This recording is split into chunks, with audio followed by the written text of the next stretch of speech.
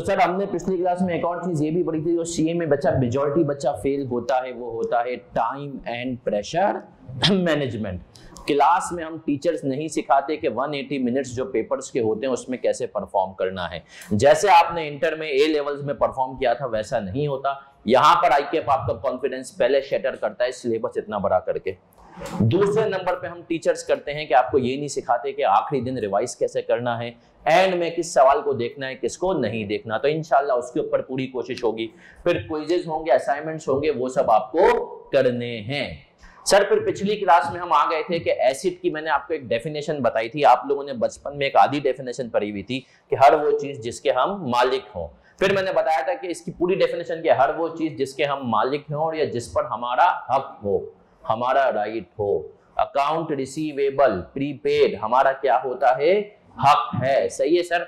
Sir फिर हम और आगे बढ़े थे, और आगे बढ़ते हुए हमने पढ़ा था स्टैंडर्ड कहता है एसिड में दो बातें होनी चाहिए। कौन सी दो बातें? एसिड के अंदर कंट्रोल होना चाहिए और दूसरी चीज फ्यूचर इकोनॉमिक बेनिफिट।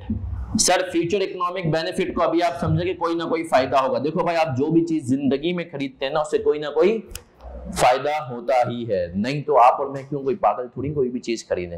केएनएस ने कुर्सियां खरीदी, टेबल खरीदा, कैमरा खरीदा, कोई ना कोई फायदा है। आप एक समोसा भी खरीदते हैं तो आपको उससे फायदा होता है। आप आइसक्रीम भी खरीदते हैं तो उससे आपको फायदा। तो आइसक्रीम, समोसा, फर्नीचर, ये वो सब फ्यूचर इकोनॉमिक बेनिफिट की तो बात पूरी करते हैं। कंट्रोल का मतलब क्या होता है अकाउंटिंग में? पिछली क्लास में पढ़ा था, ability to use and restrict others from using, जिसको सिर्फ आप इस्तेमाल कर सकें, आपके अलावा आपकी इजाजत के बगैर कोई और इस्तेमाल ना कर सके। सही है सर। जिसको सिर्फ आप इस्तेमाल करें, आपके अलावा आपकी इजाजत के बगैर कोई और इस्तेमाल ना कर सके, उसको हम क्या कहते हैं? एसेट। क्या कहते हैं सर? एसेट। अब आप बताएं, आपका मोबाइल जो है उसके ऊपर आपका कंट्रोल है अकाउंटिंग के हिसाब से, जिसको सिर्फ आप इस्तेमाल कर सकते हैं और आपके अलावा आपकी इजाजत के बगैर कोई और कोई भी हो इस्तेमाल। तुम लोग तो फेसबुक के पासवर्ड होते हैं लोगों के पास, तो मोबाइल क्या चीज है? सही है। तो शायद मोबाइल आपका कंट्रोल ना हो, लेकिन अकाउंटिंग क्या कहती है? कंट्रोल जरूरी है। एबिलिटी टू यूज, हमने इसके नीचे क्या लिखा था? Ability to use and restrict others from using it, कोई और इस्तेमाल ना कर सके। चलिए सर, आइए 16 का नाम क्या था? Property plant and equipment. कितने लोगों के पास ये हैंड आउट नहीं है? सही, अभी आ रहे हैं, टेंशन ना लें, अभी आपको बहुत जल्दी तो हैंड आउट की जरूरत भी नहीं पड़ेगी। Plant and equipment. सर कभी आपको ना खानदान में कोई है आपके जो 90s के सीए हो? है कोई आपके खानदान में जिन्होंने 90 में सीए किया हुआ हो? तो पुराने लोग ना कभी कभी अक्सर मुझे भी ताना देते थे। खैर मेरे खानदान में तो मैं पहला सीए था, लेकिन कभी दूर दराज के कोई मिल जाए ना, वो जैसे क्लाइंट पे हम जाते थे ऑडिट पे, बोलते थे अबे यार तुम लोग क्लासों के लिए लेने जाना होता है ये वो, और हमारे टाइम पे तो हम खुद पढ़ते थे सब कुछ। तो हम उस टाइम पे इतनी नॉलेज नहीं थी।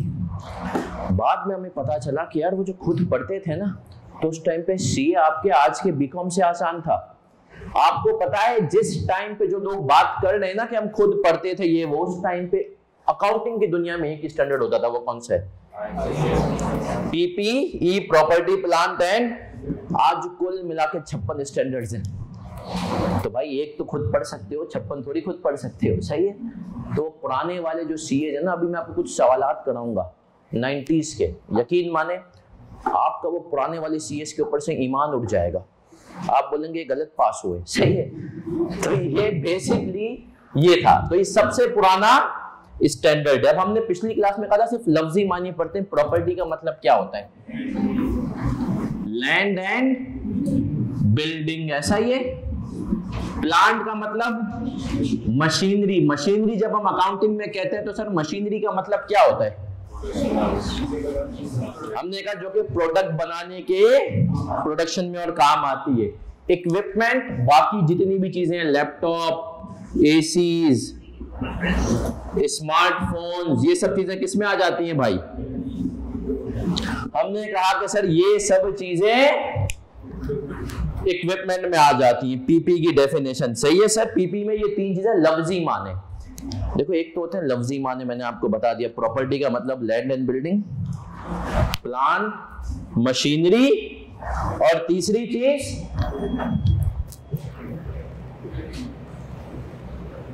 ऑनलाइन वाले बच्चों अब आवाज आ रही है बेटा? चलो, और तीसरी चीज क्या है सर? लैपटॉप, एसी, स्मार्टफोन वगैरह। क्या हम यहां तक क्लियर हैं? पक्की बात है। अब आते हैं सर, देखिए हर आईएएस का है ना, मैं आपको आईएएस जो कुछ बच्चों ने सवाल पूछा कि सर हमें आईएएस लेना जरूरी है, तो मैं आपको कहता हूं FAR 1 के FAR 2 के लेवल पे इतने जरूरी नहीं है आईएएस लेना। हाँ, हो सकता है कि आगे जाकर के आपको थोड़े से जरूरी हो जाए। अच्छा सर आगे जाकर कब हो? सीए फाइनल में तो सबको लेने, सही इंशाल्लाह जब पहुंचोगे। FAR 1 FAR 2 में भी जो लेना चाहे ले सकता है, अच्छी बात है।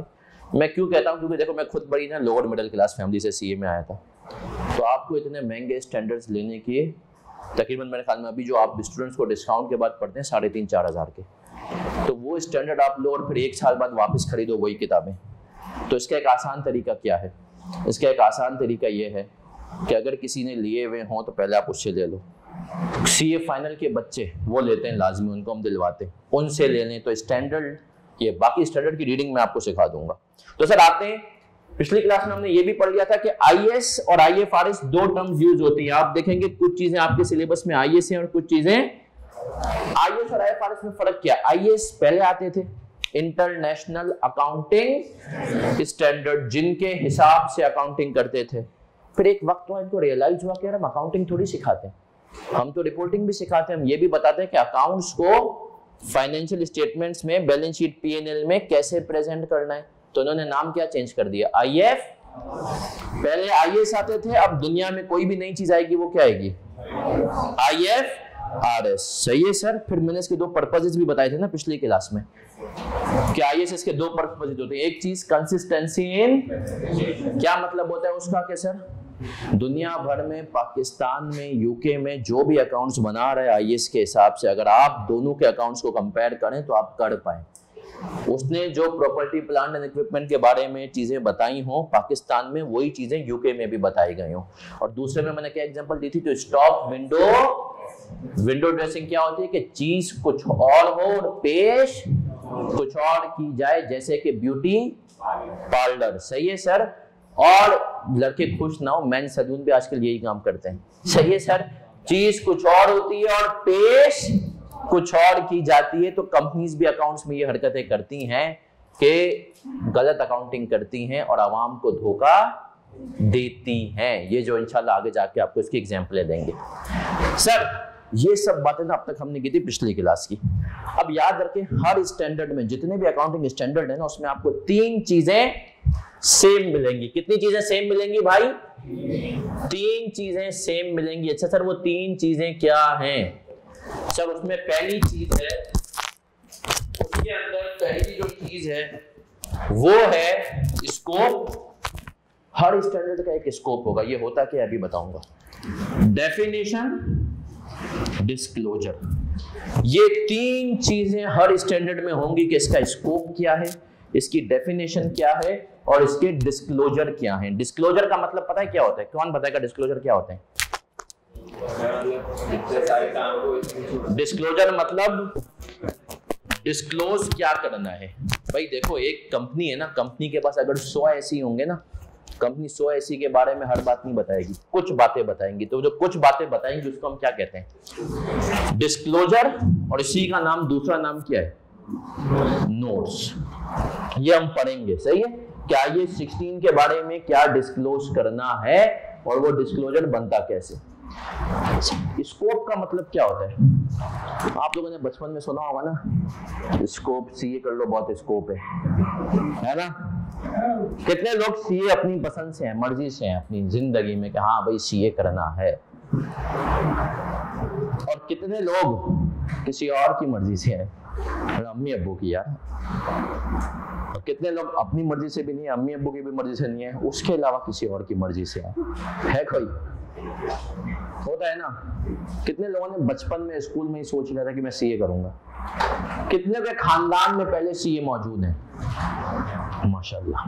सही, जो खानदान में सीए होता है ना, फिर तो बच्चा कोशिश करता है कि मैं सीए ही करूं, क्योंकि अगर पाकिस्तान में आप रहते हैं तो साफ सी बात है, अल्हम्दुलिल्लाह अल्लाह का एहसान है कि सीए का एक, मुझे लगता है सीए के जो मकाम के, मतलब जो आफ्टर फॉरेन से कोई आसपास आता है तो वो सिर्फ आईबी और लम्स के बच्चे आते हैं, वरना यूजुअली, और मैं हमेशा जैसे पिछली क्लास में बताया था कि सीए कोई मुश्किल नहीं है, इंशाल्लाह क्लासों में साबित करेंगे, या आप लोगों ने खानदान में भरम दिए हुए कि सीए बहुत मुश्किल है।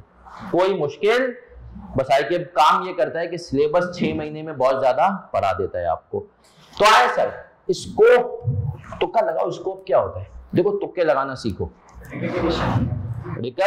Recognition, okay. स्कोप और क्या होता है?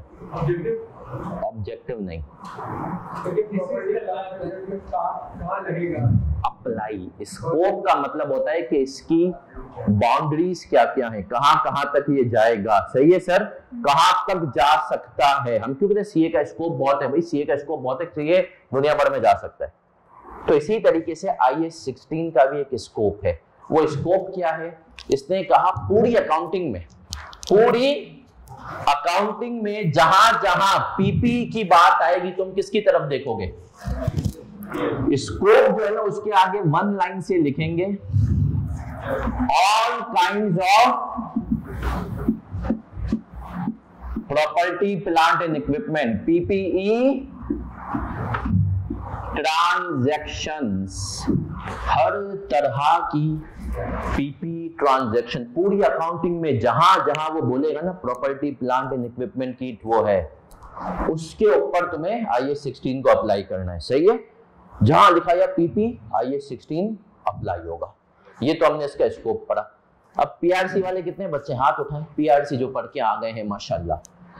अच्छा, PRC वाले बच्चों से सवाल है, बाकियों से नहीं है कि भाई पीपी तो आपने पढ़ा हुआ, ये डेफिनेशन क्या होती है पीपी की? Property plant and equipment. याद है कि नहीं याद है?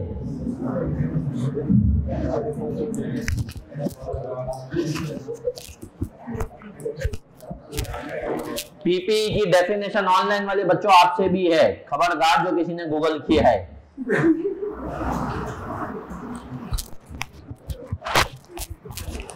ऑनलाइन वाले बच्चों,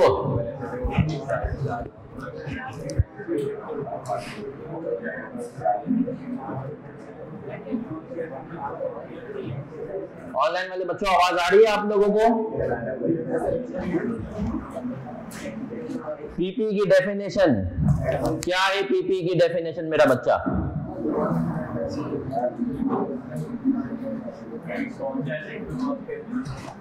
अच्छा पीपी की डेफिनेशन कौन से एसिड पे कौन सी डेफिनेशन? ओके,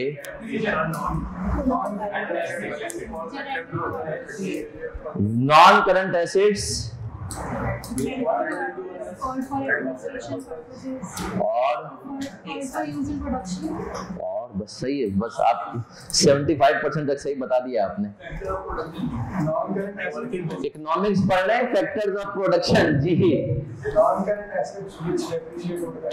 बस इतनी थी, जो था यहीं तक था जी।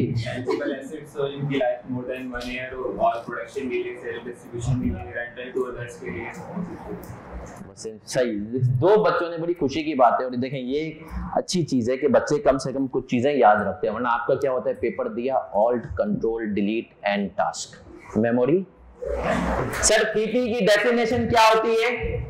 स्टैंडर्ड। अब देखो IAS 16 बताते हैं, मैं आपको यहाँ पर दो बातें और बता दूंगा। कोई भी लॉ के बारे में याद रखें, स्टैंडर्ड कुछ चीजें टर्मिनोलॉजीज यूज करता है। ऑनलाइन वाले बच्चों आप हमारे साथ हैं तो एक दफा कहते हैं सीसी। सही है, सीसी का मतलब क्या होता है? Crystal clear. चले सर, अब मैं आपको कुछ बातें अभी से सिखा रहा हूं ताकि तुम्हें हर चीज में हो। टेक्स्ट में भी यही चीजें पढ़ोगे, लॉ में भी यही पढ़ोगे, बेस में यहाँ पे थोड़ी सी बना रहा हूं। सर डेफिनेशंस दो तरह की होती है। कितनी तरह की होती है लॉ में? डेफिनेशंस एक होती है इंक्लूसिव, दूसरी होती है एक्सक्लूसिव। सर इंक्लूसिव वाली डेफिनेशंस किससे स्टार्ट होती हैं? इंक्लूड्स। और एक्सक्लूसिव वाली मीन्स, इंक्लूड्स वाली जो डेफिनेशन होती है इसका मतलब क्या होता है, डिक्शनरी मीनिंग ऑल्सो एप्लीकेबल। भाई जो डिक्शनरी मीनिंग है ना वो भी अप्लाई होगा, इसके अलावा जो हम कह रहे हैं उसको शामिल कर लो। मीन्स वाली डेफिनेशंस जो हम कह रहे हैं वही है, जो हम कह रहे हैं वही है। सही है सर? इसने कहा भाई जो हम कह रहे हैं ना वही, अपनी डिक्शनरी की डेफिनेशन को क्या कर दो। एग्जाम्पल दूंगा सर। हमने कहा स्टैंडर्ड डिफाइन करता है property plant and equipment means, इसका मतलब इसने कहा भाई तेरे दिमाग में जो भी हो ना पीपी क्या होते हैं, सब साइड। मैं जो कह रहा हूं ना वही है, लेकिन मैं अगर आपको कहूं पागल includes one who supports Pakistan Peoples Party, तो आपने कहा पागल की जो डिक्शनरी मीनिंग है वो भी है, लेकिन इजाफी तौर पे हम क्लैरिफाई करने के लिए बता रहे हैं जो पीपीपी का सपोर्टर हो वो भी कौन है। सही है सर? तो इंक्लूड्स का मतलब क्या है, किसी चीज पे स्पेसिफिक फोकस देना। सही है? एक दफा मैं बता रहा था यही डेफिनेशन ना, तो एक क्लास के बाद एक बच्चा आ गया, बोला सर मेरा अब्बू जो है ना पीपीपी के काउंसलर है। तो पता है एक और बात बोली, बोला नहीं सर आपने बिल्कुल सही कहा। तो भाई सही है सर, तो हमने कहा डिक्शनरी मीनिंग ऑल्सो एप्लीकेबल, लेकिन इंक्लूड का मतलब क्या होता है, स्पेसिफिक फोकस कर देना किसी एक पॉइंट पर। क्लियर है सर? जबकि एक्सक्लूसिव का मतलब क्या होता है, जो हम कह रहे हैं बाकी तुम्हारे दिमाग में कोई और जो डेफिनेशन है जो डिक्शनरी में गिवन है उसको साइड कर दो। तो अब पीपी की डेफिनेशन क्या है हम वो लिखते हैं, आ जाए। PP means property plant and equipment means, PP means, PP क्या चीज है भैया, पीपी मींस टेंजिबल। अब कुछ वर्ड्स को आपने अंडरलाइन करना है। पीपी मींस टेंजिबल, किस वर्ड को हमने अंडरलाइन किया है, टेंजिबल। टेंजिबल का मतलब क्या होता है, जिसको हम टच कर सकते हैं। सही है सर? सही है। हमने कहा can be,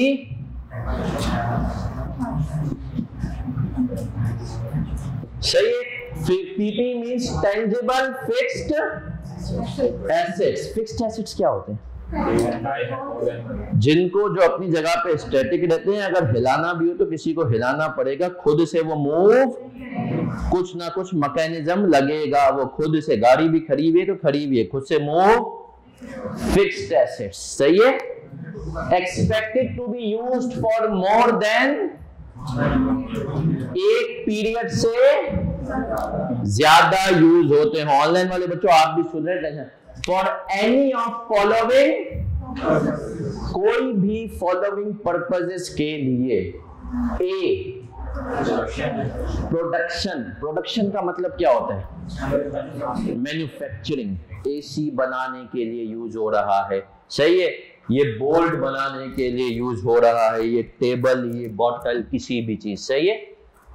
B supply of goods and, इसके अंदर सेल्स भी आ जाती है, मार्केटिंग भी आ जाती है और डिस्ट्रीब्यूशन भी। बताइए चले सर, आ जाएं sir. PP means tangible, tangible जो कि टच हो सकते हो। Fixed asset expected to be used for more than एक साल, for any of the following चार पर्पसेस हैं, प्रोडक्शन, मैन्युफैक्चरिंग। सही है। लैपटॉप की मशीन, ये वो सब। सप्लाई ऑफ गुड्स एंड, या इसका मतलब क्या है, सेल्स, मार्केटिंग एंड, कंपनी ने अपनी डिलीवरी व्हीकल, आपने देखा होगा पेप्सी वालों की गाड़ियां जो चलती हैं, गाड़ियां जो चलती हैं वो क्या कर रही हैं, गुड्स को सप्लाई कर रही हैं इम्तियाज तक, है ना।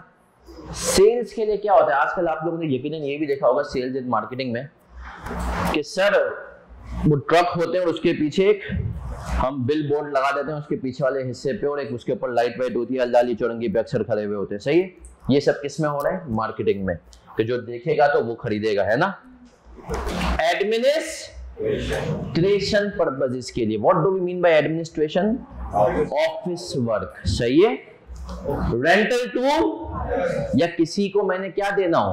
किराए पर देना। मेरा एक दोस्त है, अभी वो PwC यूएस में है, इंशाल्लाह आप भी एक दिन जाएंगे, वो अभी आ रहा है 2 अक्टूबर को, उसको हो सका तो इंशाल्लाह क्लास में भी लेके आऊंगा, उनको बोलूंगा वो भी इंशाल्लाह PwC यूएस में with in a year director हो जाएगा, और अगर फिर वो वहां पर रुकता है तो 2-3 साल में वो PwC यूएस का इंशाल्लाह पार्टनर होगा। और था हम लोग बचपन से ही, हम लोग क्या थे, बचपन CA के बचपन से, जैसे ही तुम लोग अभी क्लासों में बैठो ऐसे हम लोग साथ थे, तो वो माशा इंशाल्लाह आप भी एक दिन बनेंगे, कहें इंशाल्लाह।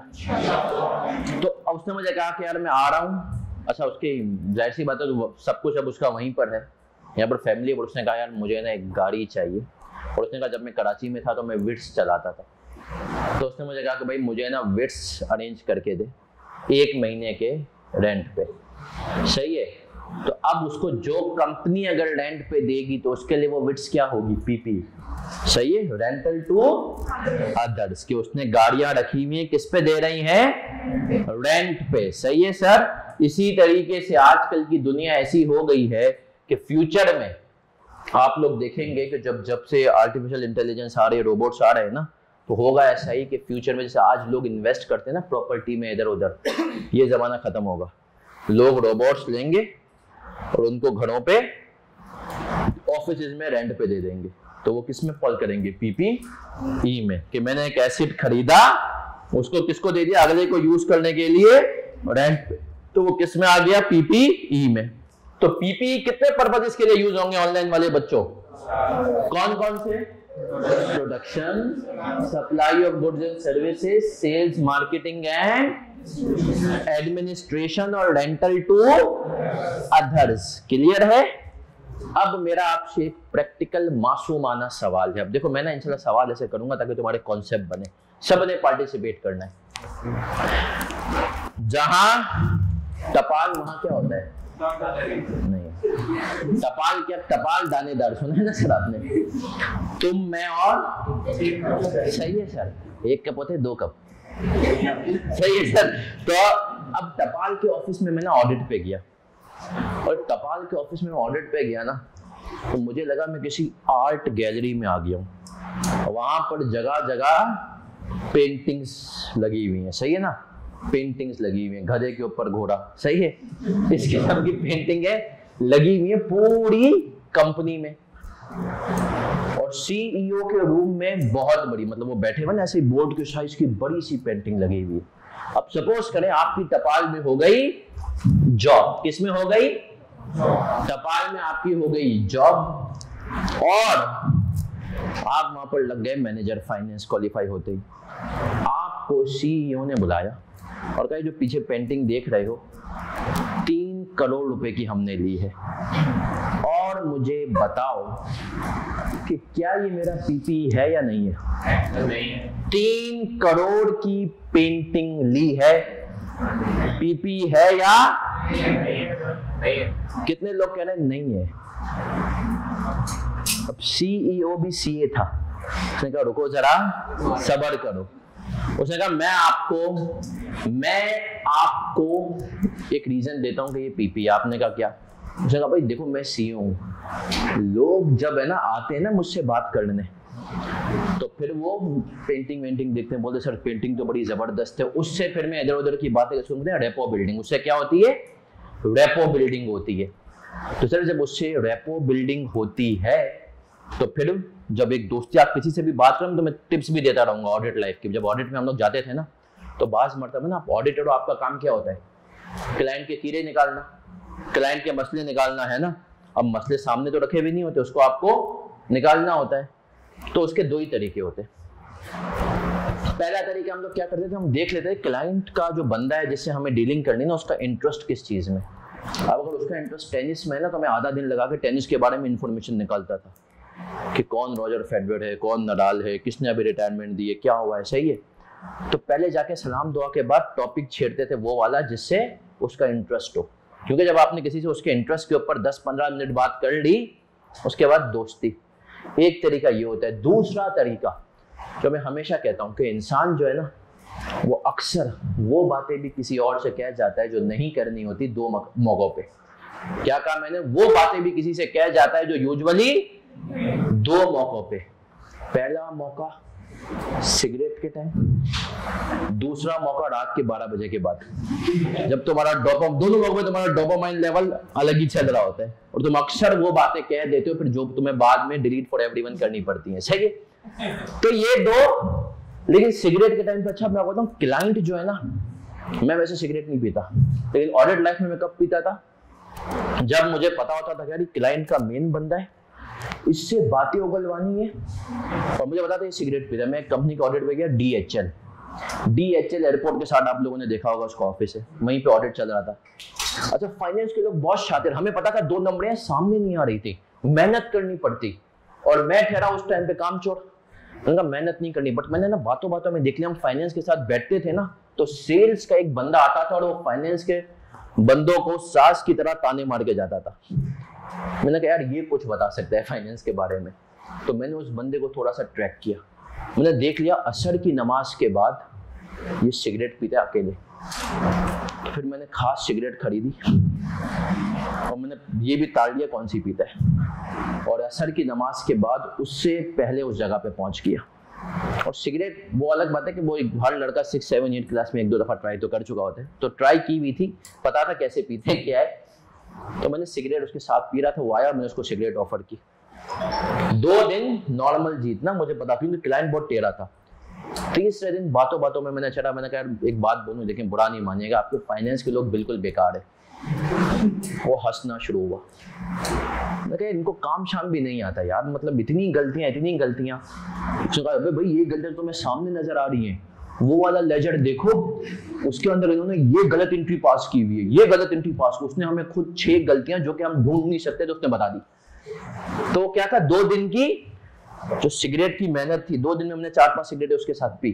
तो तीसरे दिन उसने गलतियां मेरी प्लेट में रखी दे दी, और ये बातें फाइनेंस वाले को जाके हमने तो पॉइंट बना दी। वो परेशान थे, इनको पता कैसे चली। मेरी हो गई वाह, लेकिन वो वाह के पीछे असल हीरो कौन था? मैंने क्या किया? तो अब हम आते हैं रेपो। ये चीज सीखो, ये प्रैक्टिकल चीजों में। किसी से बातचीत स्टार्ट करनी है, इसको हलाल तरीकों में यूज करना। तुम लोग अलग चली ना रे, किसी से बातचीत स्टार्ट करनी है तो पहले क्या करो? Rapport building. सीईओ ने कहा भाई ये पेंटिंग है, लोग आते हैं बोलते हैं क्या पेंटिंग है, फिर मैं पेंटिंग के ऊपर डिस्कस करता हूँ, अरे सर ये पेंटिंग तो है, अब आए आपको पूरी ऑफिस का टूर। तो क्या होता है, एक अच्छी खासी बातचीत हो जाती है। उसके बाद जब आप काम की बात पे आते हो ना, तो अगला आपका थोड़ा लिहाज करता है। सही है? जाते हैं ना शॉपिंग पे भी, कोई आप महंगी चीज खरीदने जाए, सोना, कोई अपनी शादी के कपड़े वपड़े, तो पहले आपके लिए चाय पानी। सही है? वरना आप जाए कोई आपको कुछ नहीं पूछता। सही है? लेकिन महंगी चीज में वो बोलता है पहले क्या बिल्ड करूं? रेपो। सीईओ ने कहा भाई मैं रेपो बिल्ड करता हूं, उसके बाद बिजनेस मिलता है। तो सीईओ ने कहा भैया मार्केटिंग के लिए मैं यूज कर रहा हूं पेंटिंग्स को, तो मार्केटिंग के लिए है तो क्या पीपी नहीं होगा? बताओ कितने लोग कह रहे हैं सीईओ सही है, हक पर है। अब उसने कहा मार्केटिंग के लिए मैं यूज कर रहा हूं। कितने लोग कह रहे हैं नहीं सर अभी भी सीईओ हक पर नहीं है। 2, 3, 4 लोग, 5 लोग कह रहे हैं नहीं सर सीईओ कह रहा है भाई मार्केटिंग के लिए यूज करना हूं। तो आप कहेंगे नहीं सीईओ साहब आप हक पर, क्योंकि सर मार्केटिंग के लिए आपका परसेप्शन है यूज हो रहा है। कोई मेमन टकरा गया ना आपको, कितने लोग मेमन है? मैं भी मेमन हूं। सही? कोई मेमन टकरा गया ना, वो बोलेगा अबे पागल बना रहा है, मेरे पैसे से इतना कमाता है कि 3-3 करोड़ इन पेंटिंगों पे खर्च कर रहा है, मुझे इसके साथ बिजनेस नहीं करना। तो वो मार्केटिंग के लिए सर नहीं है, आप रिलायबली नहीं कर सकते। तो हमने कहा इसका मतलब है पेंटिंग जो है वो पीपीई। तो सर फिर वो क्या है, वो हम इंशाल्लाह पढ़ेंगे आईए सेट में। वो एक चीज में बताएंगे वो क्या है, पेंटिंग पीपीई। और ये इंटरव्यू में मैं सवाल करता हूँ, यूनिलीवर में मैं था, वहां पे इंटरव्यू कर रहे थे, तो मैंने एसीसी वाले बच्चों के इंटरव्यू थे, 99% बच्चों ने पेंटिंग को क्या कह दिया? पीपीई। जबकि पेंटिंग पीपीई क्या हम क्लियर है सर? पीपीई के लिए मकसद कितने? Production administration. अगर इनके अलावा किसी और पर्पस के लिए तुमने ले लिया तो वो क्या है, पीपीई। एक कंपनी ने कहा कि हमने भाई देखा सोने के रेट बढ़ रहे हैं, हमने सोना लेके रख लिया, तो क्या इन 4 पर्पस के लिए यूज हो रहा है?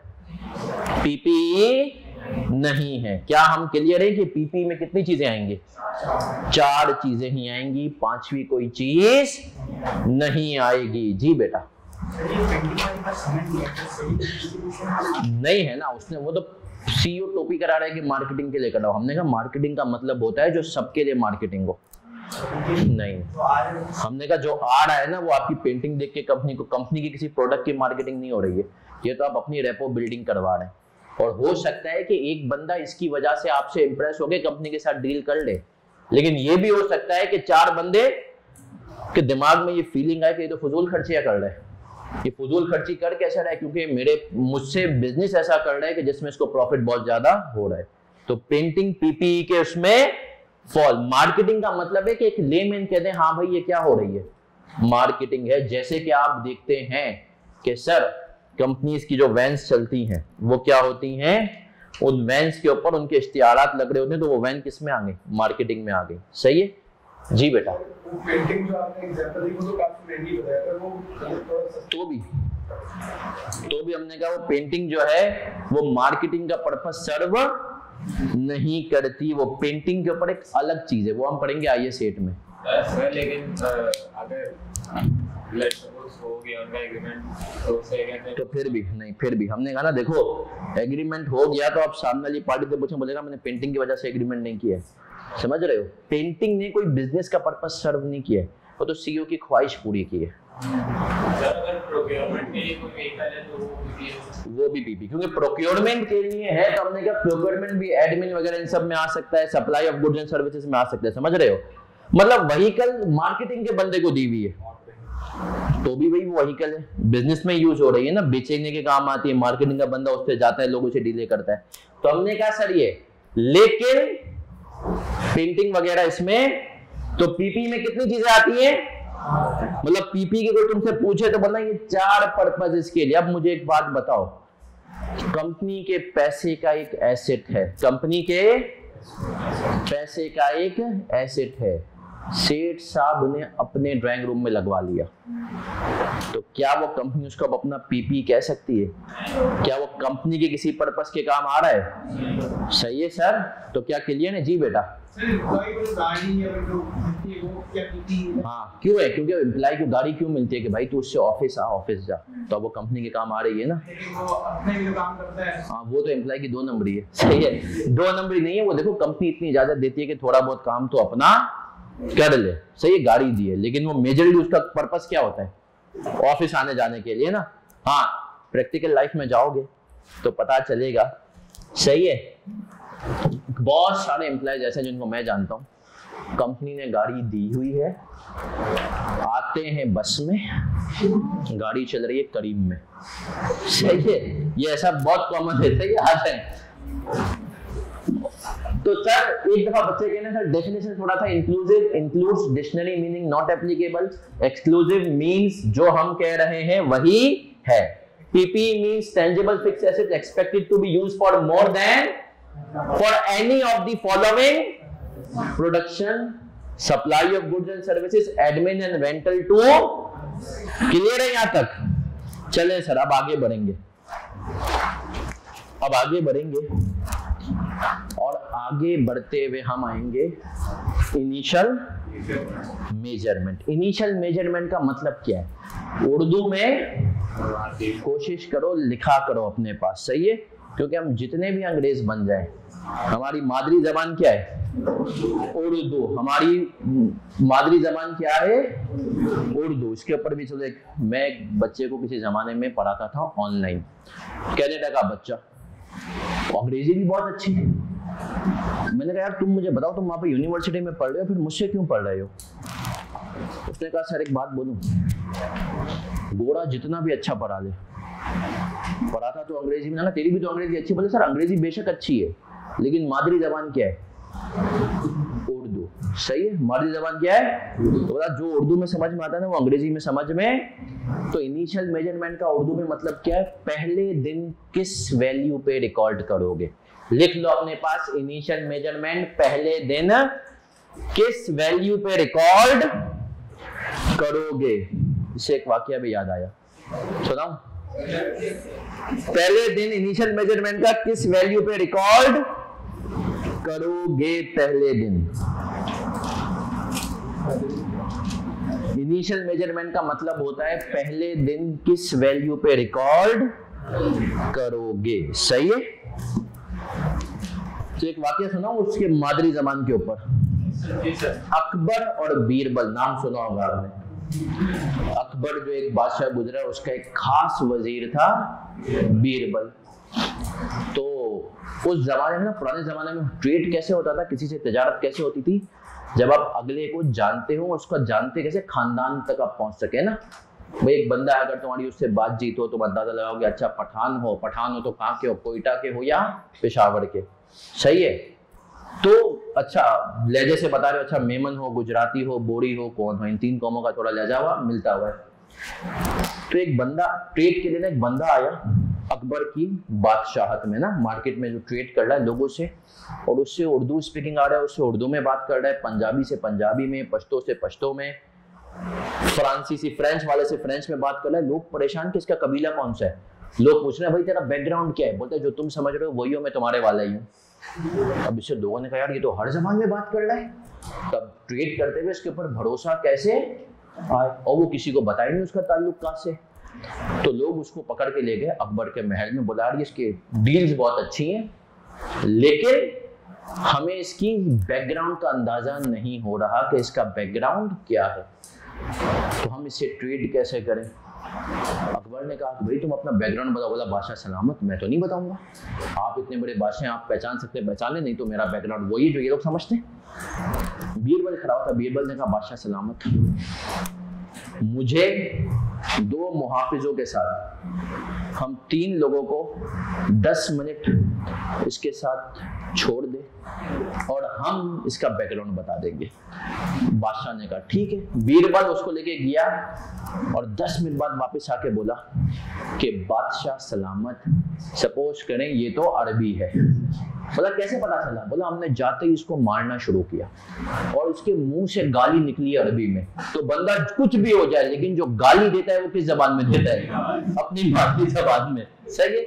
तो बेसिकली मादरी जबान हमारी इतनी इंपॉर्टेंट होती है। ठीक है सर।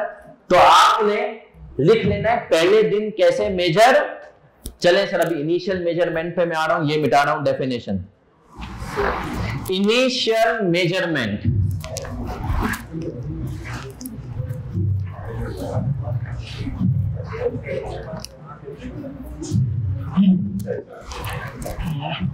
इनिशियली किस पे मेजर करते हैं? पीआरसी वाले बच्चों ने पढ़ा है कुछ? नहीं बेटा, इन्वेंट्री को करते हैं load of NRV. Initial measurement पहले दिन किस पे रिकॉर्ड करते हैं? अच्छा, और कॉस्ट के कितने कंपोनेंट होते हैं?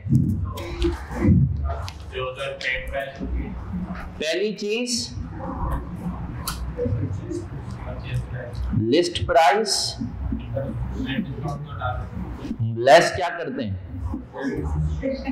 Trade discount. अभी डिस्काउंट के ऊपर भी बात करेंगे, टेंशन ना लें। फिर ये हमारे पास परचेज प्राइस आती है और बताएं। फिर इसमें सर क्या ऐड कर देंगे? कैरेज यूनिट वगैरह पे मैं बाद में आ रहा हूँ। फिर इसमें हम ऐड करते हैं नॉन रिफंडेबल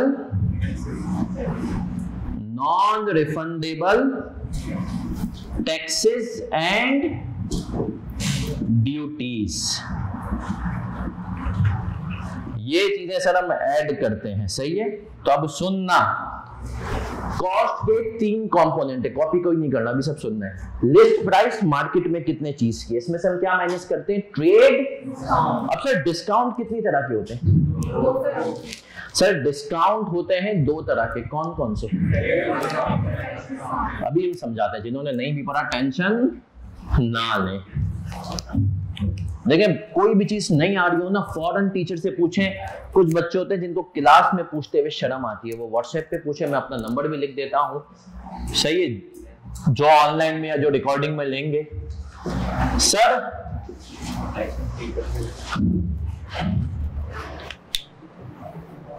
अब सर मुझे बताएं, डिस्काउंट किस किस ने कभी बचपन से नहीं पढ़ा, उनको नहीं पता कि डिस्काउंट क्या होता है, बगैर डरे बगैर शर्माए। सबको अंदाजा है डिस्काउंट कितनी तरह के होते हैं, पक्की बात है? नहीं है, बगैर शर्माए सर बता दें, कोई मसले की बात नहीं। डिस्काउंट दो तरह के होते हैं, कौन कौन से? Trade discount. ट्रेड डिस्काउंट अगर मैं आपसे पूछूं, किसी बच्चे को एक्सप्लेन करना है, आप टीचर हैं, पढ़ाते हो गए ना, कोई टीचिंग वीचिंग कर रहा है अभी फर्स्ट ईयर ये वो, तो कैसे एक्सप्लेन करते हैं भाई ट्रेड डिस्काउंट क्या है?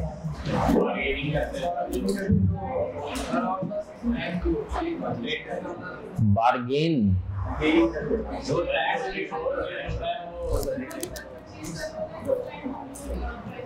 प्राइस कम करवाते हैं, सही है सर। ट्रेड डिस्काउंट में एक चीज तो आप लोगों ने बिल्कुल, बार्गेन, जिसमें आपकी अम्मी माहिर हैं, सही है, बार्गेन डिस्काउंट, सही है। कोई चीज लेने के अम्मी ने आधी से भी कम प्राइस बताई, आपको भी दुकान वाले के लिए फील हुआ, सही है, तो लेकिन वो बार्गेन डिस्काउंट, सही है। आप जाते हैं आलू लेने के, उसने कहा 70 रुपए किलो, आपने थोड़ा बहुत कहा, उसने 60 में दे दिए। इसमें एक और चीज आती है जिसको हम कहते हैं bulk purchase discount. Bulk purchase, तुम लोग तो बहुत छोटे मासूम से बच्चे हो, तुम लोगों के टाइम पे वो वाला सीन शायद नहीं था, हमने वो जो बचपन में खेली, किसी ने वीडियो गेम में जो आती थी, वीडियो गेम के वो होते थे टोकन वाली वीडियो गेम में खेली है तुम लोगों ने? वो क्या कहता था, 1 रुपए का 1 टोकन, 5 रुपए के 6 टोकन, है ना। आलू वाले के पास जाते हो, 60 रुपए किलो, 2 किलो लोगे 100 रुपए दे देना। वो क्या है? Bulk purchase discount, trade discount. मुझे बताओ इसका क्या ताल्लुक होता है? Subtracted from list price. List price से इसको क्या करते हो? सब्ट्रैक्ट करते हो। ऐसा ही है मेरा प्यारा बच्चा। जब के सर जो कैश डिस्काउंट होता है उसकी क्या ट्रीटमेंट होती है? कैश डिस्काउंट क्या होता है? कैश डिस्काउंट को हम कहते हैं अर्ली, कि भैया नॉर्मल है कि 1 हफ्ते में पेमेंट करने के लिए, अगर तुम मुझे 2 दिन में पेमेंट करोगे ना तो मैं तुम्हें 100 रुपए की बजाय तुमसे कितने रुपए लूंगा? 90 रुपए लूंगा। Early payment discount. मुझे बताओ अर्ली पेमेंट डिस्काउंट क्या एसेट की कॉस्ट को इंपैक्ट करता है? नहीं, एसेट की कॉस्ट को इंपैक्ट नहीं करता, सही है। ये हम इसको इनकम के तौर पे, सुनो इधर देखो, सुनना, एक एग्जांपल बच्चों इधर देख लो। मैंने एक एसेट खरीदा कितने का? 100 रुपए का सपोज करो। 1 हफ्ते बाद पेमेंट देनी थी, मैंने एंट्री बनाई एसेट डेबिट पेबल क्रेडिट, कितने रुपए से? 100 रुपए से एसेट रिकॉर्ड हुआ, 100 रुपए से पेबल रिकॉर्ड हुआ, है ना। पे करना है मुझे लायबिलिटी। सर मैंने पेमेंट जब उस बंदे को 1 हफ्ते से पहले की, उसने कहा था अगर 1 हफ्ते से पहले पेमेंट करोगे 10 रुपए माफ है, तो मैं क्या एंट्री बनाऊंगा? पेबल को मैं करूंगा डेबिट कितने रुपए से? 100। सूदी इदारा, बैंक के लिए हम क्या वर्ड यूज करेंगे? सूदी इदारा। बैंक से पेमेंट कर लो, कितने से? 90। और बाकी 10 रुपए क्या आ जाएंगे? डिस्काउंट इनकम, डिस्काउंट रिसीव्ड या डिस्काउंट इनकम, किसी भी नाम से। तो क्या इसने मेरी एसेट की वैल्यू को इंपैक्ट किया? कैश डिस्काउंट ने किया? नहीं किया, नहीं किया ना सर। तो इसके आगे लिख लें does not impact cost of asset. Cost of cash discount asset की कॉस्ट को इंपैक्ट नहीं करेगा।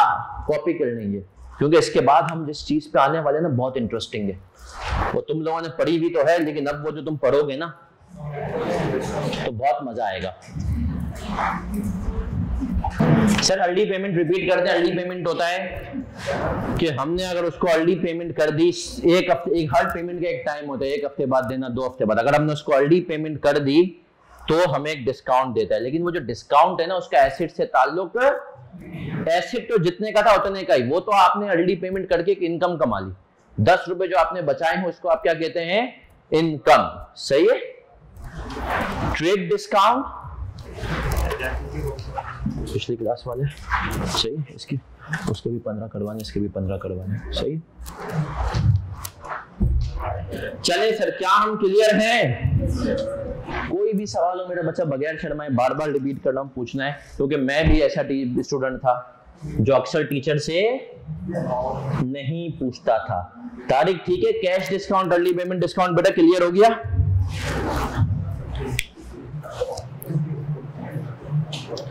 चलिए सर, अर्ली पेमेंट वाली एंट्री देखें, फिर से एंट्री भी समझ लें। कुछ बच्चों के लिए बिल्कुल बेसिक होगी, लेकिन कुछ बच्चों को समझनी है तो हम करेंगे सर, इसको टेंशन ना लेनी है किसी ने भी। 100 रुपए का एसेट लिया, मेरे एसेट में इजाफा हुआ, डेबिट। मेरी लायबिलिटी बढ़ी, credit. Increase in asset is debit, increase credit. जब मैं पेमेंट कर रहा हूं तब मुझे 100 रुपए की बजाय 90 रुपए पे करने पड़ रहे, तो लायबिलिटी तो पूरे 100 रुपए से खत्म हो गई। सूदी डायरेक्ट बैंक से कितने गए? बाकी जो 10 रुपए बच गए वो मेरी इनकम है। और वो मेरी इनकम क्यों है? क्योंकि मैंने जल्दी पेमेंट करने की मेरी सलाहियत थी, इस वजह से मैंने 10 रुपए बचा लिए। चले सर, अगली चीज बहुत इंपॉर्टेंट है मेरा बच्चा, उसको हम कहते हैं डायरेक्टली एट्रीब्यूटेबल कॉस्ट। अब इसके अंदर आज की पूरी क्लास निकल जाएगी। सही है। डायरेक्टली एट्रीब्यूटेबल कॉस्ट क्या चीज होती है भाई? ये सही है, मतलब कोई इसकी एग्जांपल है। हर इसका उर्दू में लिख लो, इसका मतलब क्या होता है, इसका उर्दू में लिख लो, फिर मैं तुम्हें इसके पूछूंगा। उर्दू में लिखो।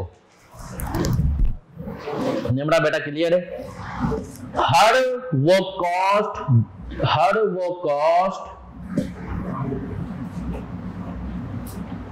जो एसेट को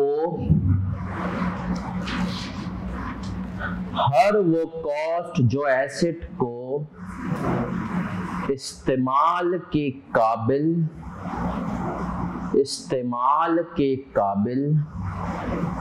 बनाने के लिए जरूरी हो। हर वो कॉस्ट जो एसेट को इस्तेमाल के काबिल बनाने के लिए जरूरी हो। अब सुनना नौजवानों इसका कॉन्सेप्ट, हम अनफॉर्चुनेटली इंपोर्ट ओरिएंटेड कंट्री है। ऐसा ही है, हम कौन है भैया? Import oriented. हम ज्यादा चीजें इंपोर्ट करते हैं। मशीनरी भी क्या होती है? इंपोर्ट। अब आपने मशीन की इंपोर्ट पोर्ट पे आ गई है ना, अब पोर्ट पे आई, जो आपकी सपोज करिए केमारी वाली पोर्ट पे आ गई, और आपकी जो फैक्ट्री है, आपकी फैक्ट्री कोरंगी में, सही है, कोरंगी इंडस्ट्रियल एरिया कराची में आपकी फैक्ट्री है। तो अब आप मुझे बताएं, क्या आप पोर्ट से मशीन को फैक्ट्री तक लाने के लिए गाड़ी करवाएंगे? Yes sir. उस कॉस्ट को क्या कहते हैं? एग्जाम्पल के तौर पे बताएं, क्या कहते हैं? Carriage inwards. Carriage inwards. अच्छा, फिर आगे आए, हमने कहा फिर इसका एक और नाम भी होता है ट्रांसपोर्टेशन इनवर्ड्स, है ना? ट्रांसपोर्टेशन। चले सर, फिर और आगे, इसके अलावा और बताएं, और इसकी एग्जांपल दें सर। इंस्टॉलेशन से पहले गाड़ी अभी तो पोर्ट पे आया है, तो वहां पर तुम क्या करोगे? लेबर को दोगे पैसे जो के ट्रक में रखेगा, सही है। लोडिंग, फिर आपकी फैक्ट्री में आके अनलोड करेगी लेबर, तो क्या जरूरी है वो कॉस्ट? यस सर, उसके बगैर एसेट कंपनी में नहीं आएगा, कंपनी में तो इस्तेमाल कैसे होगा? लोडिंग स्लैश अनलोडिंग, सही है जी। और बताएं सर, एलसी चार्जेस, इस लड़के ने कहा, क्या होते हैं ये एलसी चार्जेस भैया? एलसी क्या चीज होती है? एलसी को कौन एक्सप्लेन करेगा? तुम लोगों ने बता दिया। इसका लेटर ऑफ क्या होता है? मुझे इसका जरा कॉन्सेप्ट दो प्लीज, क्या होता है ये? बैंक से हमारे बिहाफ पर जो पेमेंट करते हैं, ये सामान देते हैं। किसको? बशीर भाई को नहीं सर, ये बिल्कुल सही कह रहा है लड़का जी बेटा, यही कह रही थी आप भी सर। बैंक जो है, अब देखें ना, आप इंपोर्ट और एक्सपोर्ट कर रहे हैं, अगला बंदा बोलता है कि यार तुम इंपोर्ट कर रहे हो, सपोज करो जर्मनी से मशीन्स, अगला बंदा कहता है भाई मैं आपको मशीन भेजूंगा तो मुझे उसके बाद पैसे भी तो मिलने चाहिए। तो आप कहते हो यार मिलेंगे ना, मैं तो ईमानदार आदमी हूँ। बोला भाई तेरी ईमानदारी नहीं चाहिए किसी काम की, हमें कोई गारंटी चाहिए। तो आप बोलते हो गारंटी किसकी चाहिए? बोलता है तुम्हारे मुल्क के बैंक की, क्योंकि उसको पता होता है बैंक जो होता है उसके ऊपर इनकी उम्मुल सूद जिसको कहते हैं, मतलब बैंक की मां कौन है? स्टेट बैंक है ना, स्टेट बैंक मौजूद है, मुल्क की सबसे बड़ी बैंक है ना, उसकी गारंटी। तो वो कहता है आप मुझे एलसी जो अपनी खुलवाओ पेमेंट के लिए, और मुझे वो एलसी का नंबर सब चीजें बताओ, मुझे बैंक की गारंटी दो कि आप मुझे पेमेंट करोगे। तो अब बैंक तुम बशीर, तुम जर्मनी से एक मशीन मंगवा रहे हो, बैंक तुम्हारे बिहाफ पे गारंटी क्यों देगा? उसको पैसे दोगे तब देगा ना। तो बैंक जो वो पैसे लेता है उसको हम क्या कहते हैं? एलसी। ये एक तरह से बैंक गारंटी होती है एक्सपोर्टर को कि ये बशीर तुम्हें पेमेंट कर देगा जब मशीन इसके पास पहुंच जाएगी। ठीक है सर, इसको हम क्या कहते हैं? LC charges. चले सर, मशीन आ गई, अब आपने कहा मैंने पूरी मशीन मंगवा ली। अब वो मशीन तो आपको पता है कि सर ऐसे थोड़ी कि आके लगाई और शुरू हो गई, प्रॉपर मशीन की इंस्टॉलेशन होती है, उसके लिए घड़ा खोदा जाता है, उसके अंदर पाइपिंग की जाती है, प्रॉपर इंस्टॉलेशन होती है, डिफरेंट पाइप जोड़े जाते हैं, सब चीजें ना। तो वो इंस्टॉलेशन चार्जेस भी यहां पर आ जाएंगे, ऐसा ही है इंस्टॉलेशन चार्जेस। चले सर, इसके अलावा और चीजें बता देते हैं क्या क्या चीजें आएंगी। आपने बहुत सारी चीजें पढ़ी हैं इसमें। इंश्योरेंस। कौन सी इंश्योरेंस? सर एक चीज होती है, एक मिनट मेरा बच्चा रुकना, मैं इसी के आगे लिख रहा हूं, इंश्योरेंस इन ट्रांजिट। सर ये क्या चीज है? सर आपको ये बात पता होगा, इंटरनेशनल लॉ है कि एक पर्टिकुलर वैल्यू से ज्यादा की चीज अगर आप थ्रू शिप मंगवाओगे तो आपने उसके इंश्योरेंस लाजमी। और आपको पता है दुनिया भर में जितनी भी ट्रांसपोर्टेशन होती है वो किसके थ्रू होती है? शिप के थ्रू ना। उसके बगैर आप मशीन मंगवा ही, तो वो कॉस्ट भी जरूरी हो गई इंश्योरेंस इन ट्रांजिट, कि सामने वाली कोई इंश्योरेंस कंपनी जिम्मेदारी लेती है अगर रास्ते में ये जहाज जिसमें तुम्हारी मशीन आ रही थी डूब गया तो हम नुकसान पूरा करेंगे। Carriage in words, loading unloading, LC charges, installation charges, insurance in transit और कस्टम्स ड्यूटी। तो यहां पर आ गए ना, non refundable taxes and duties.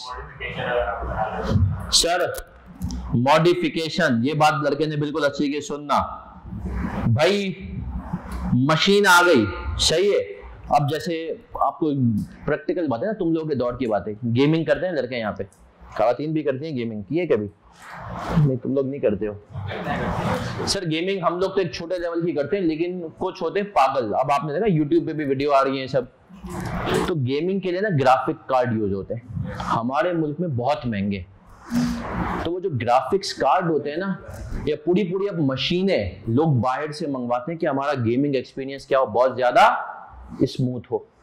तो मशीनें वो सब चीजें बाहर से आ जाती हैं, लेकिन फिर हमारे यहाँ पे फिर इंटरनेट कनेक्टिविटी के मसाइल होते हैं, उस तरीके से चलती नहीं है।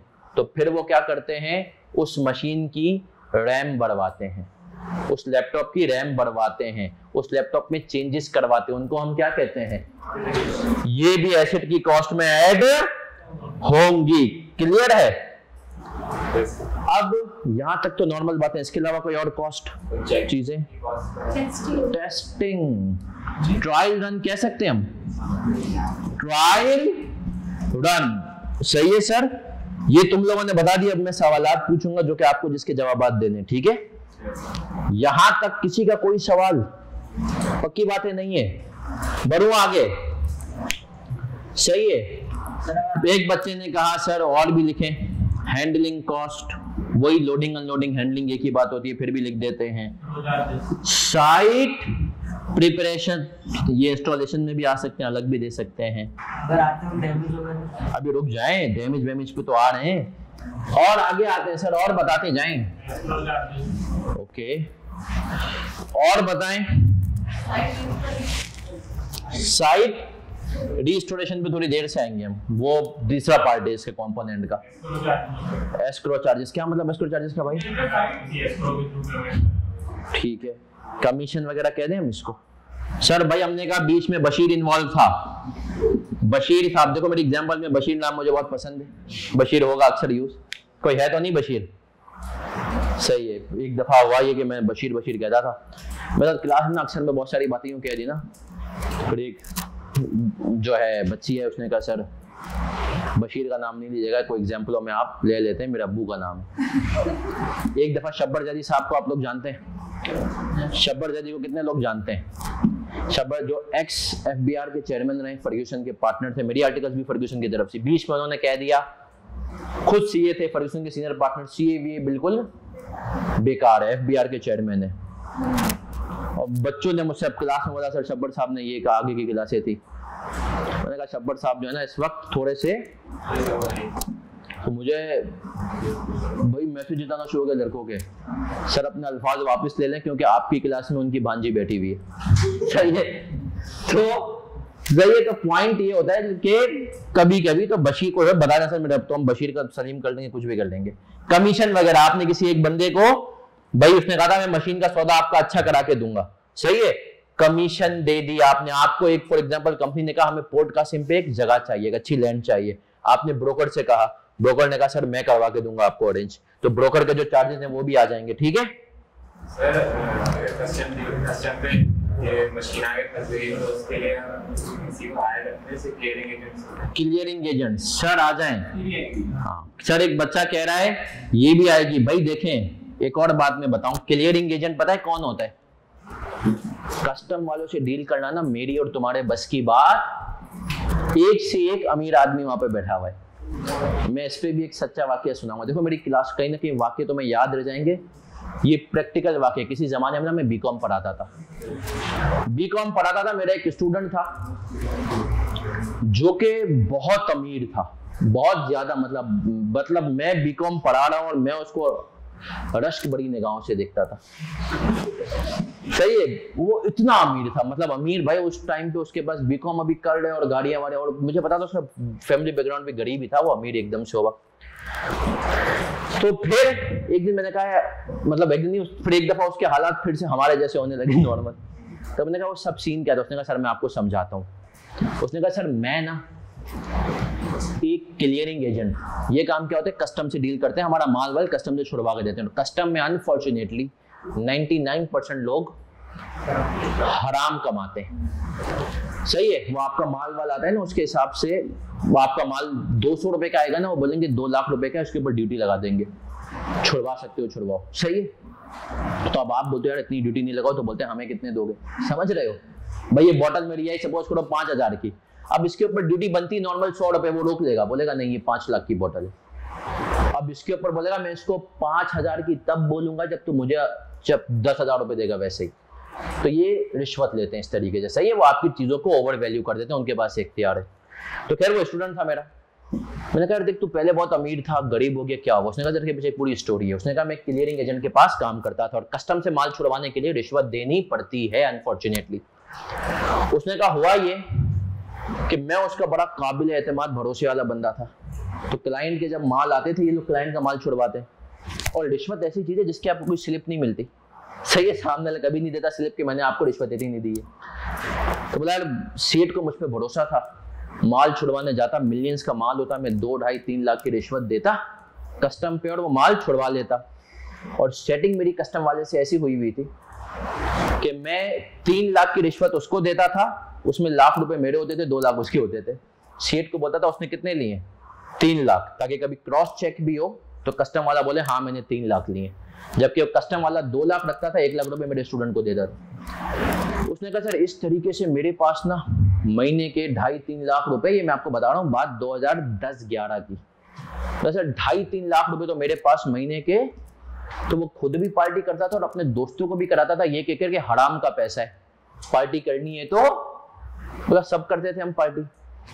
बट उसने कहा कि सर मेरी जिंदगी में ना बड़ी बेसुकूनी थी, कभी अम्मी की तबीयत खराब हो, कभी अब्बू की तबीयत खराब हो। सही, उसने कहा बड़े मसाइल चल रहे थे, भाई बहन की तबीयतें खराब हो रही हैं, एक्सीडेंट हो रहे हैं। मैंने कहा फिर तू सुधरा कैसे? उसने कहा सुधरा ऐसे कि एक दफा मैं उस कस्टम वाले के पास ही था, ये डीलिंग ही चल रही थी ना, वो कह रहा था 2.5 लाख की रिश्वत दे, मैं कह रहा था नहीं यार 2 लाख में कर, 2.25 लाख में कर, मेरा इतना रख। जोहर की नमाज का टाइम हो गया, अजान हुई, उसने कहा देखिए अभी अजान हो गई है, अभी नमाज पढ़ लेते हैं, मैं इमामत कराता हूँ, तू पीछे खड़ा हो जाना। उसने कहा पागल हुआ है? उसने कहा तू मुझसे हमेशा रिश्वत लेता आया है और मैं तेरे पीछे नमाज पढ़ूं, हो ही नहीं सकता।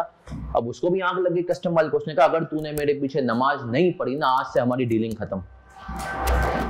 बस इतना कहना था। उसने कहा सर मेरे दिल में आया कि यार मैं कर क्या रहा हूँ। उसने कहा सही है, हमारी डीलिंग खत्म।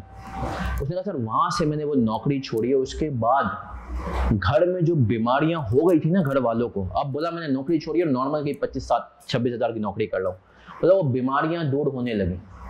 मतलब हराम का पैसा जिस तेजी से आ रहा था उस तेजी से जा भी रहा था और उल्टा टेंशन अलग थी, घर वाले तकलीफ में थे। बोला सर अब कमाता कम हूं लेकिन अल्हम्दुलिल्लाह खुश हूं।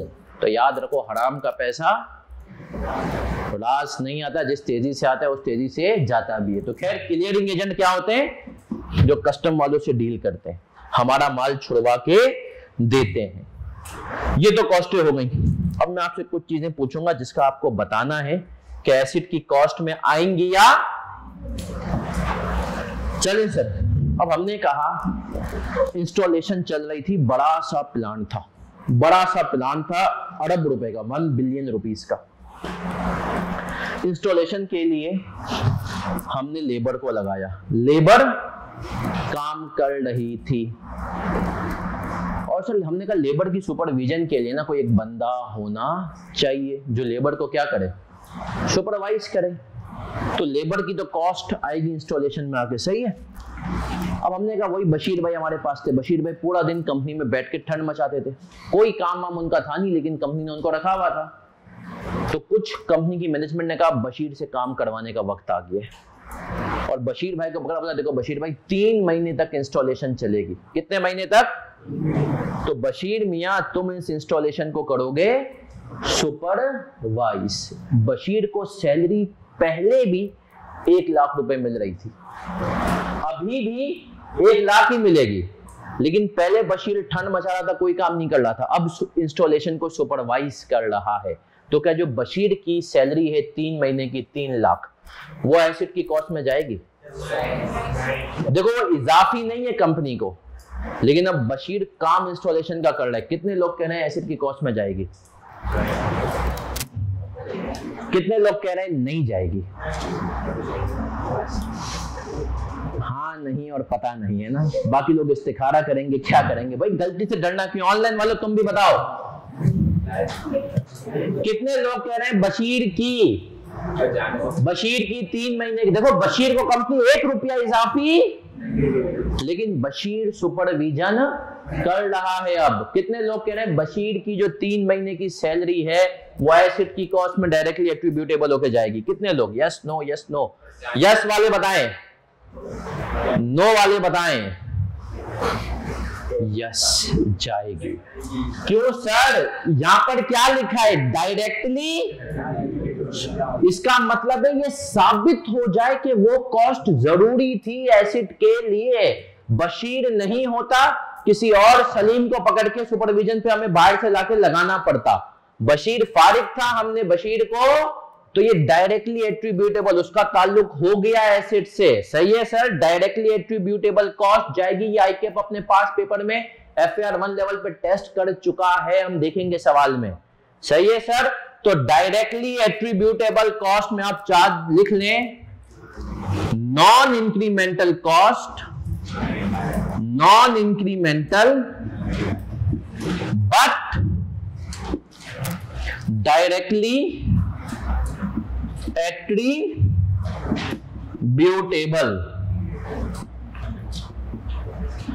अच्छा एक और चीज, तो मैं देखो मैं टिप्स भी दूंगा थ्योरी के लिए भी। आप लोग सब थ्योरी पढ़ते हैं, थ्योरी में बच्चों को याद करने में बड़ा मसला। मैं जब स्टूडेंट था मैंने पूरा CA में थ्योरी ऐसे ही याद की कि मैं थ्योरी के साथ ना एग्जाम्पलें लिख लेता था टीचर्स की, प्रैक्टिकल में भी। तो यहां पर चाहे ना ये हर कुछ में बताऊंगा नहीं मैं के बशीर सैलरी, तो तुम्हें ये इंशाल्लाह एंड तक भूलोगे नहीं। सही है सर, एग्जाम्पलें लिखने की आदत, देखो थ्योरी में ना खास तौर पे एग्जाम्पलें लिखो, अंग्रेजी अच्छी कर लो, सीए आसान है। मैंने सीए में रट्टे नहीं मारे, एग्जाम्पलें याद होती थी, थ्योरी अंग्रेजी अल्हम्दुलिल्लाह इतनी लिख लेता, कोई मसला नहीं होता था। तो सीए बगैर किसी रट्टे के निकला, आपका भी निकलेगा। एक और चीज इंपॉर्टेंट, थ्योरी को नंबर्स में याद रखो। क्या मतलब सर नंबर्स में कि इस चीज में 5 हेडिंग्स है, बस ये याद हो तुम्हें 5। पेपर में अल्लाह ताला इंशाल्लाह 4 आ रही होंगी, 5वीं याद, नंबर ही याद ही नहीं होगा ना तो फंसोगे। जैसे मैं अभी यहाँ से वापसी में केएनएस से कभी ऑफिस से घर जा रहा होता हूँ ना, मैं घर पे फोन करके पूछ लेता हूँ क्या क्या चीज चाहिए, वो बोलते हैं दूध, दही, आलू, अंडे, ये वो। मैं बोलता हूँ टोटल कितनी चीजें, 7। तो अब मैं 6 याद होती है ना, तो मुझे होता है कि एक चीज मिस हो रही है, और अगर मैं नंबरिंग ना करूँ ना तो कोई चीज लिए बगैर घर पहुंच जाऊंगा, फिर वापस आना पड़ेगा। तो इससे अच्छा है नंबरिंग। सही है बशीर, यहां तक क्लियर हो? अब इसको और इंटरेस्टिंग बनाए और प्रैक्टिकलिटी डालें। जी बेटा। सर हमने चाइना से मशीन इंपोर्ट की है, तो उसकी इंस्टॉलेशन के लिए ना यहाँ के लिए आ रहा हूँ, रुक जाओ, वही एग्जांपल आ रही है अभी प्रैक्टिकल। सर मैंने लास्ट जिस कंपनी में नॉट के बाद क्या लिखा है, non incremental but directly attributable. Incremental का मतलब क्या होता है, इजाफी। ये इजाफी नहीं है लेकिन डायरेक्टली। सर मैंने लास्ट जिस कंपनी में काम किया ना, जॉब की, उधर एक ऐसा ही काम हुआ। अच्छा उस कंपनी ने क्या किया, उस कंपनी को टायर बनाने का, इस वक्त पूरे पाकिस्तान में एक ही कंपनी टायर बना रही है, 2 कंपनियां, एक आपके जर्नल वाले हैं, सही है, और एक बलोचिस्तान व्हील्स है। उस कंपनी ने भी कहा कि हमें टायर के सेटअप पे आना है। किस पे आना है, टायर बनाने के, सुनिए रिम्स। बेसिकली उन्होंने कहा रिम्स भी बनाएंगे, टायर भी बनाएंगे। उसके लिए उन्होंने कहा हम ऑस्ट्रेलिया से एक प्लांट मंगवाएंगे। ऑस्ट्रेलिया में टोयोटा का एक प्लांट था, टोयोटा वहां से बंद कर ली थी ऑपरेशंस अपने ऑस्ट्रेलिया से। तो उस प्लांट को जाके उन्होंने खरीदा। अब सुनना, बहुत इंपॉर्टेंट बात करना, उस प्लांट को उन्होंने जाकर वहां से क्या खरीदा। अब प्लांट वहां से खरीदा, उसको यहां पर लेकर के आए। तो उनके दिमाग में आया कि भैया अब इसको इंस्टॉल करना है। यहाँ के लोगों को बताया, लोगों ने यार इसको हम इंस्टॉल नहीं कर सकते। तो फिर पता लगाया भाई इसको बनाया कितने था प्लांट को, पता चला कोरियंस ने बनाया था। किसने बनाया था, कोरियन इंजीनियर्स ने। उनको राब्ता किया, हाँ भाई ये प्लांट तो हम ऑस्ट्रेलिया से लेकर आ गए, तुम इसको इंस्टॉल कर दोगे? उसने कहा बिल्कुल कर देंगे। कोरियंस ने कहा कि भैया देखो लेबर आपकी यूज करेंगे, हमारे इंजीनियर जाएंगे 15, वो आप हमें उनकी सैलरी भी दोगे, उनके खर्चे भी बर्दाश्त करोगे, मतलब उनकी अमाउंट भी दोगे। उनके मद में कंपनी ने, आप समझे, उनके मद में 5 करोड़ रुपए दे दिए। कितने दिए, 5 करोड़ रुपए तो दिए खाली उनको, उनकी सर्विसेज के पैसे। अब कोरियन इंजीनियर पाकिस्तान आ रहे हैं क्या करने, प्लांट इंस्टॉल करने। 15 के लोग 15 कोरिया से हो रहे पाकिस्तान आए। 3 लाख रुपए का एक बंदे का टिकट था। तो मुझे बताएं वो टिकट के पैसे क्या डायरेक्टली एट्रीब्यूटेबल हैं? यस सर, है ना। कोरियन जरूरी हो गए थे प्लांट को इस्तेमाल के काबिल पोजीशन में लाने के लिए। क्लियर है? फिर कोरियन आ गए यहाँ पर, कोरियन आए, कंपनी ने उनको डिफेंस में, भाई बोला 1 साल इंस्टॉलेशन चलेगी, डिफेंस में एक बंगला लिया उनके लिए। उन्होंने कहा हम तो कहीं और नहीं रहेंगे, हम तो डिफेंस में बंगला रहेंगे। उनके लिए डिफेंस में बंगला लिया किराए पर। अब मुझे बता, वो जो बंगले का किराया जा रहा है क्या वो डायरेक्टली एट्रीब्यूटेबल है? यस सर, बंगले का किराया डायरेक्टली एट्रीब्यूटेबल। फिर कंपनी ने उनको नॉर्मल खाने खिलाना शुरू किए जो हम पाकिस्तानी खाते हैं। उससे उनके पेट खराब होना शुरू होने का, भाई ये क्या खिला रहे हो? हमने कहा क्या खाओगे? उन्होंने कहा जो तुम्हारी गलियों में घूम रहे होते हैं। सही है। कंपनी ने कहा अच्छा भाई, अब कंपनी एम्प्रेस मार्केट इधर उधर गई, उनके लिए कुत्ते बिल्लियां लेकर आई। अब कंपनी ने कहा ये ले तो लिए, पकाएगा कौन यहाँ पे? कोरियंस ने कहा तुम पकाने की फिक्र नहीं, थोड़ा सा रहता, हमने यहाँ पर एक बंदा ढूंढ लिया है, वो कोरियन ही शेफ है, कहीं इधर उधर होता था, हम उसको अपने पास बुला रहे हैं, बस तुम उसकी सैलरी का ख्याल रखना।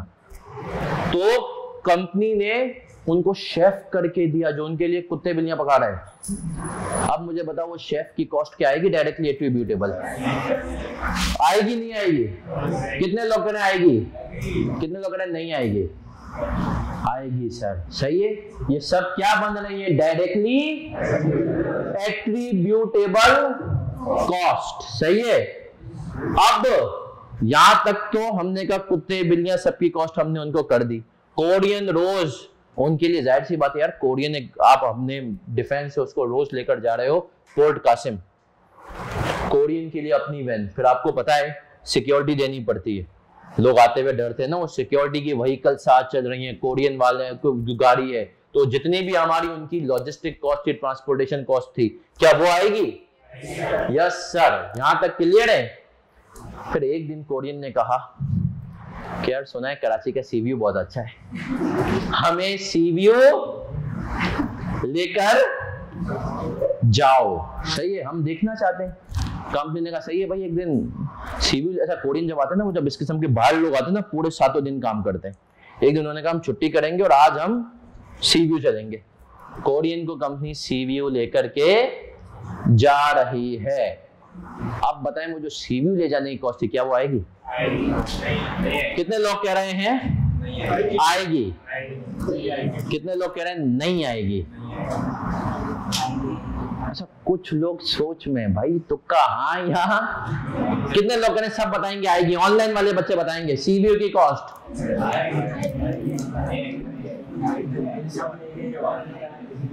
नॉन इंक्रीमेंटल बेटा, जो इजाफी ना हो, नॉर्मल भी कंपनी इनकर कर रही हो। सर नहीं आएगी, क्यों नहीं आएगी? वो अय्याशी की कॉस्ट है। हमने कहा देख, नॉर्मल आदमी को जो होता है रोटी कपड़ा वो सब तो तुझे दे रहे हैं, इसके अलावा भाई कंपनी खर्चा करेगी, कोरियन को नाराज, लेकिन स्टैंडर्ड के हिसाब से वो कॉस्ट एसेट के, भाई कंपनी ने कहा अगर इनको खाना नहीं खिलाएंगे ना तो इंस्टॉलेशन नहीं कर पाएंगे, इनको ट्रांसपोर्टेशन नहीं देंगे, इंस्टॉलेशन नहीं, इनको रहने की जगह नहीं देंगे, लेकिन बोला अगर इनकी सीवीयू जाए ना जाए इंस्टॉलेशन तो इनका बाप भी करेगा, सही है। कंपनी ने कहा सीवीयू जाने से इसकी इंस्टॉलेशन पे फर्क, तो वो कॉस्ट जरूरी नहीं थी, वो अय्याशी की कॉस्ट थी, सही है सर। वो किसकी कॉस्ट थी? तो वो कॉस्ट नहीं आएगी जी बेटा। जैसे कंपनी का कोई नॉर्मल एम्प्लॉय है, अब वो किसी भी डिपार्टमेंट में काम कर रहा है, अब वो उस एम्प्लॉय अगर वो आईआईटी में जाता है, ट्रिप पे जाता है, कंपनी उसको दे रही है, तो वो डिपार्टमेंट उस कॉस्ट को तो अपनी कॉस्ट पे रिपोर्ट करेगा, एक्सपेंस आउट करेगा, एसेट की कॉस्ट नहीं बनाएगा। लेकिन कोरियन तो आए ही इस काम के लिए। नहीं, फिर भी कंपनी बोलेगी हमने फॉरेनर्स की इंटरटेनमेंट की है, ये इंटरटेनमेंट एक्सपेंस करेगी, इसको एसेट की कॉस्ट, क्योंकि एसेट की कॉस्ट में स्टैंडर्ड क्या कहता है, एसेट से क्या हो डायरेक्टली, मतलब उसके बगैर एसेट हो ही।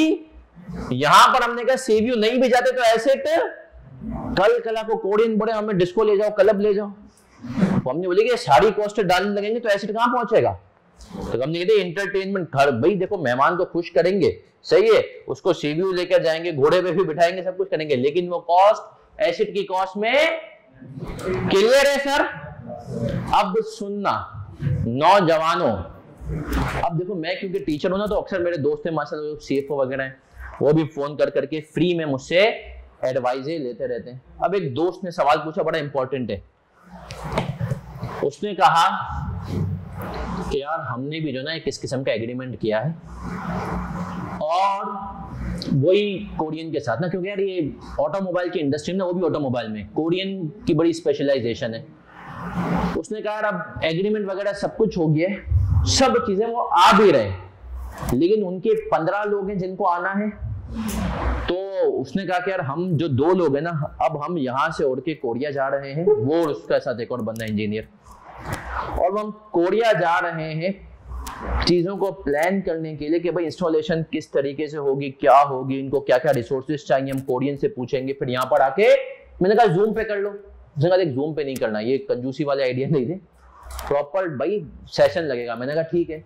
अब बोला यार ये जो मैं अभी खर्चा कर रहा हूं, मैं यहाँ से कोरिया जाऊंगा, वहां पर 4 दिन जाहिर सी बात है वीआईपी होटल में रुकूंगा, 4 दिन बाद मैं और वो बंदा आ जाएंगे, और खर्चा किस पर्पस के लिए हो रहा है, एसेट्स की इंस्टॉलेशन, प्लानिंग वगैरह, इन सबको अब हमें पूरा वो करना है। तो इसने कहा बता ये कॉस्ट में कैपिटलाइज कर दूं, तो अब ये सवाल मैं आपसे पूछता हूं।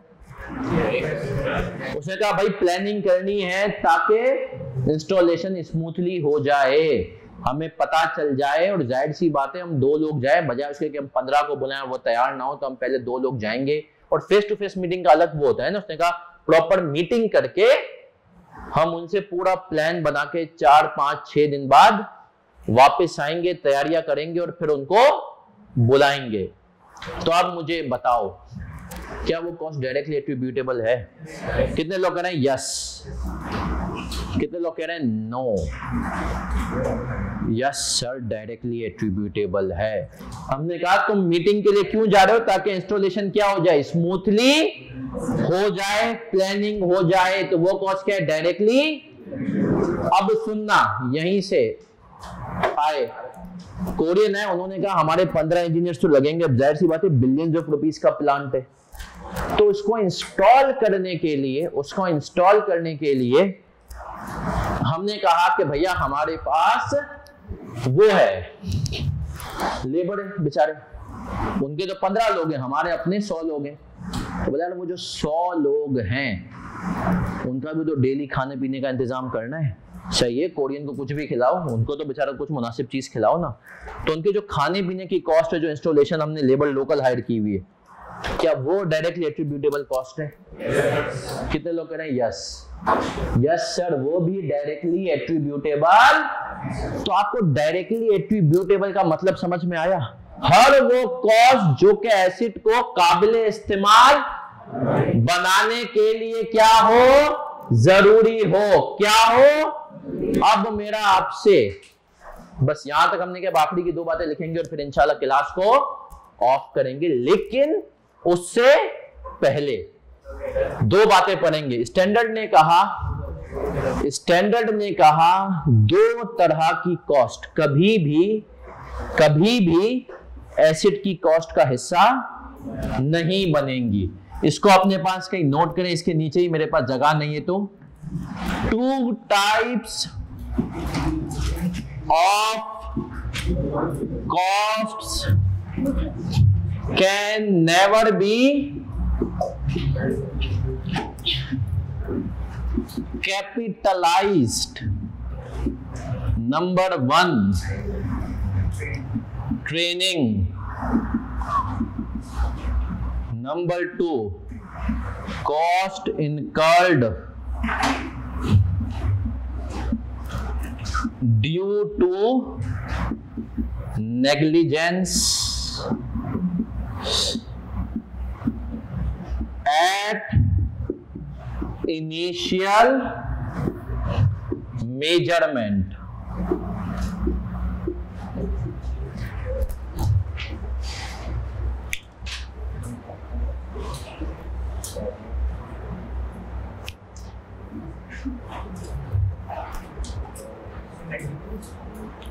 सर हमने कहा 2 तरह की कॉस्ट कभी भी capital, training cost incurred due to negligence at initial measurement. Azim और उसका हैंडआउट तो पूछो बेटा।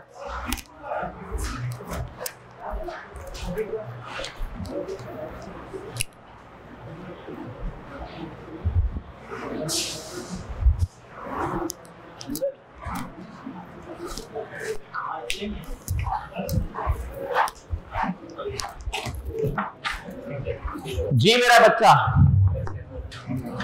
अब सुनना, दोनों को एक्सप्लेन करूंगा, दोनों को एक्सप्लेन करेंगे फिर आगे बढ़ेंगे। इसने कहा 2 तरह की कॉस्ट कभी भी कैपिटलाइज कुछ भी हो जाए। पहली कॉस्ट ट्रेनिंग। इसने कहा ट्रेनिंग, एम्प्लॉइज को जो तुम भाई मशीन आगे उसको चलाने की ट्रेनिंग भी तो दोगे, उसको कैपिटलाइज नहीं करोगे। कितने लोगों को ये बात पहले से पता थी? नहीं पता थी? चलो अब ट्रेनिंग को कभी भी कैपिटलाइज, देखो ये तो होता है मैं तुम्हें रट्टा लगवा दूं, नहीं करोगे इसके पीछे के, लेकिन तुम्हें लॉजिक पता हो। हम अकाउंटिंग सीखेंगे इंशाल्लाह, क्योंकि आई कीप लॉजिक। ट्रेनिंग के कॉस्ट को क्यों कैपिटलाइज नहीं कर सकता? कैपिटलाइज मीन एसेट की कॉस्ट में ऐड करना बेटा, कैपिटलाइज मीन एसेट की कॉस्ट में ऐड करना। ट्रेनिंग को मैं क्यों ऐड नहीं कर सकता? कोई एसेट की कॉस्ट नहीं बना सकता। नहीं, मशीन जब तक तुमने जो है ना अगले बंदे को नहीं सिखाई तो वो रेडी टू यूज है भी तो यूज थोड़ी कर सकते हैं हम, बताओ। दूसरी मशीन पे भी काम आएगी। सर कल हमने एसिड की, परसों डेफिनेशन में दो चीजें पढ़ी थी, एसेट्स में क्या होता है, कंट्रोल और फ्यूचर बेनिफिट, ऐसा ही है सर।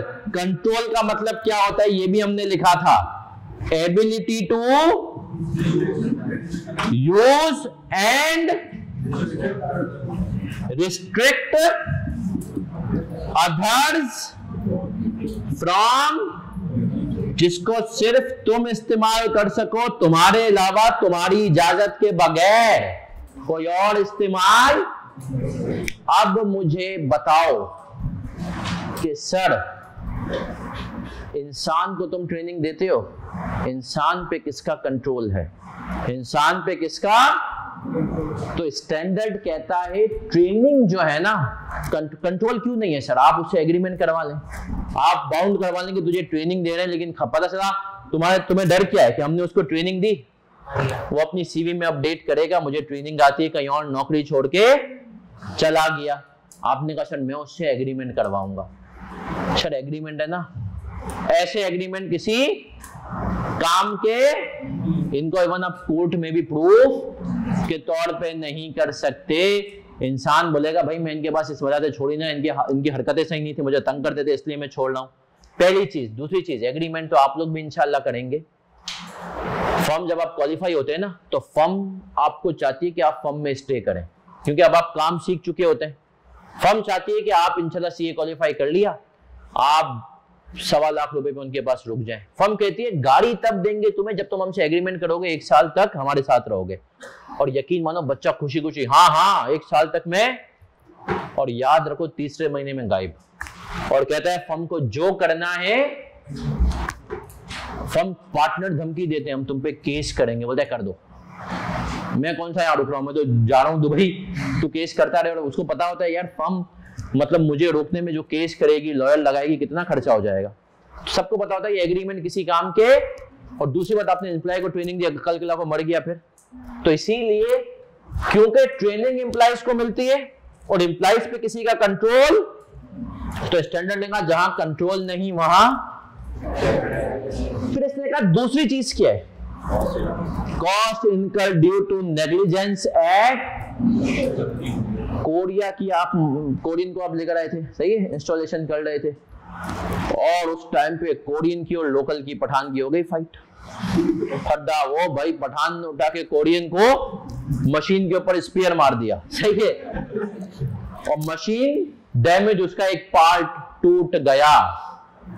तो अब क्या सर उस कॉस्ट को मैं कैपिटलाइज नहीं कर सकता, क्योंकि पार्ट टूटा है तो पार्ट को रिप्लेस करना पड़ेगा, है ना जी। पार्ट टूटा है तो पार्ट को रिप्लेस करना पड़ेगा कि नहीं पड़ेगा? हाँ सर बिल्कुल पड़ेगा। जब पार्ट को रिप्लेस करना पड़ेगा तो क्या रिप्लेसमेंट की कॉस्ट कैपिटलाइज होगी? क्यों नहीं होगी? क्योंकि हमने कहा स्टैंडर्ड कहता है ये जरूरी कॉस्ट नहीं थी। ये तो किस वजह से हुई है? नेग्लिजेंस। कंपनी को कहा कि तुमने बशीर को लगाया हुआ था ना सुपरविजन पे, ये बशीर की जिम्मेदारी थी कि कोरियन और लोकल का फड्डा ना हो भी तो मशीन डैमेज ना हो, सही है। नेग्लिजेंस की वजह से देखो ना, तुम्हारी नेग्लिजेंस की जिम्मेदारी की कॉस्ट तुम क्यों एसेट पे डाल दो। दूसरा, इसके एक और एग्जांपल देता हूं सर। आपको पता है कि जब हमारा माल बाहर से आता है ना, तो पोर्ट पे पड़ा रहता है और उस पे क्लियरेंस का टाइम होता है कि 5 दिन तक तुम्हारा माल क्लियर होगा, इसके बाद क्या कर लेना, उठा लेना। अब अगर 5 दिन तक तुम्हारा माल क्लियर नहीं हुआ तो पोर्ट पे जब वो हर दिन पड़ा रहेगा उसके आपको चार्जेस देने पड़ेंगे, उसका किराया देना पड़ेंगे। और उस किराए को हम क्या कहते हैं? डेमरेज। क्या कहते हैं सर? डेमरेज क्या होता है हमारे पास? भाई डेमरेज यूजुअली होता है, एक तो जब आपका माल आ रहा है ना, तो पोर्ट कहती है कि 5 दिन तक तुम उसको रखोगे, 5 दिन तक उसको रखोगे। हमने कहा सही है, 5 दिन तक हम रखेंगे। फिर क्या करोगे? 5 दिन के बाद 1 दिन भी इजाफे हुआ, पर डे 50,000 तुम्हें किराया देना पड़ेगा। तो अब कंपनी ने अगर 5 दिन तक माल उठाया नहीं है अपना पोर्ट से, तो ये कंपनी की गलती है ना। तो अगर ये कंपनी की गलती है तो इसका मतलब है ये डैमरेज कॉस्ट भी किस में चली जाएगी? Cost incurred due to negligence at initial, शुरू में मशीन बन रही है, आ रही है उसमें, तो क्या मैं यहां तक क्लियर हूं? पक्की बात है। तो जरा क्विकली मुझे एक दफा मैं समराइज करूंगा आज की क्लास में जो भी हमने पढ़ा है, फिर जी बेटा कोई सवाल? डैमेज होता है कि भाई आपको बेसिकली पोर्ट पे माल आने के बाद आपने एक पर्टिकुलर टाइम तक उसको नहीं उठाया तो पर डे आपको डैमेज लगेगा, और जो डैमेज लगेगा वो हमने कहा क्या होता है सर? कॉस्ट के अंदर नहीं जाएगा, क्योंकि ये नेग्लिजेंस की वजह से लगता है। सही है, अगर ये हमारी नेग्लिजेंस इग्नोरेंस की वजह से लगता है तो पेनल्टी, एक तरह से ये क्या है? पेनल्टी है, किराया है। तो सर अब बड़े गौर से सुनना, अब तक जो हमने पढ़ा है हम इसको जी लाते लाते डैमेज हो जाए तो वो किसी की गलती है, शिपिंग कंपनी की गलती है, आप उसको पकड़ो। एसिड का कोई कसूर, हमने बशीर का नाम तो वैसे ले लिया सर। अब जी बेटा फिर गए कोरियन,